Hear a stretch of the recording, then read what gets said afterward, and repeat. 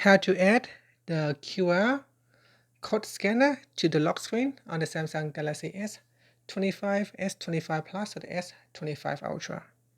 First, tap on the home button to return back to the home screen.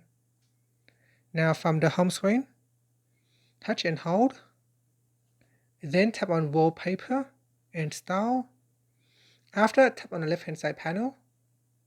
Now in here, go down, you can choose the left shortcut or the right shortcut and tap on it. In here, we then scroll down and select scan QR code. After, tap on Done, and then tap on the Home button. Now press on the side button to return back to your lock screen. In here, you can see there is a QR code scanner here. You can swipe on it to quickly open up your QR code scanner.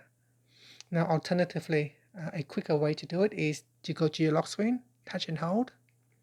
Then once you're in edit mode, you can tap on the shortcut and then scroll down and then select scan QR code and then tap on Done.